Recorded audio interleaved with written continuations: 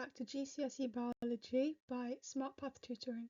This video is on risk factors for non-communicable diseases. Risk factors increase your chance of getting a disease. Risk factors are things that are linked to an increase in the likelihood that a person will develop a certain disease during their lifetime. They don't guarantee that someone will get the disease. Risk factors are often aspects of a person's lifestyle, for example, how much exercise they do. They can also be the presence of certain substances in the environment, for example, air pollution, or substances in your body, for example, asbestos fibres. Asbestos was a material used in buildings until it was realised that the fibres could build up in your airways and cause diseases such as cancer later in life. Many non-communicable diseases are caused by several different risk factors interacting with each other rather than one factor alone. Lifestyle factors can have different impacts locally, nationally, and globally. Risk factors increase your chance of getting a disease. For example, in developed countries, non-communicable diseases are more common as people generally have a higher income and can buy high-fat food. Nationally, people from deprived areas are more likely to smoke, have a poor diet, and not exercise. This means the incidence of cardiovascular disease, obesity, and type 2 diabetes is higher in those areas. Your individual choices affect the local incidence of disease. Some risk factors can cause a disease directly. Some risk factors are able to directly cause a disease. For example, smoking has been proven to directly cause cardiovascular disease, lung disease, and lung cancer. It damages the walls of arteries and the cells in the lining of the lungs.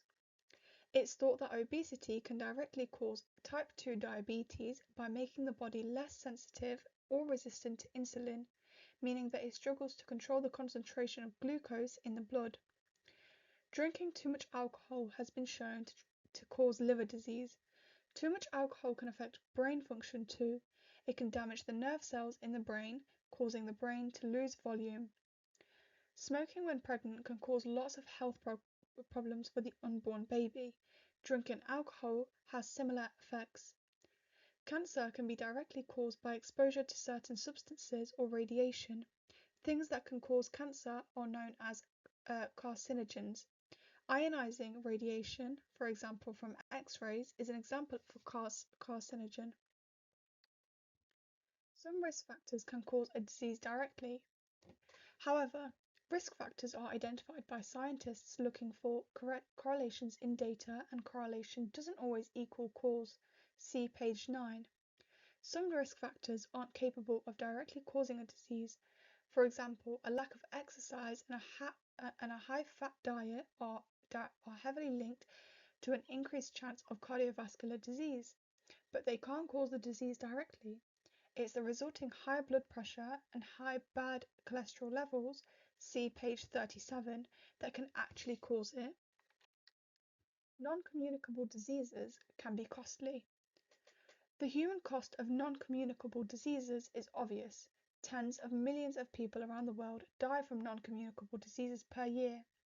People with these diseases may have a lower quality of life or a shorter lifespan. This not only affects the sufferers themselves, but their loved ones too. It's also important to think about the financial cost. The cost to the NHS of researching and treating these diseases is huge, and it's the same for other health services and organisations around the world. Families may have to move or adapt their home to help a family member with a disease, which can be costly. Also, if the family member with the disease has to give up work or dies, the family's income will be reduced. A reduction in the number of people able to work can also affect a country's economy. And that's the end of the video. I hope you all enjoyed.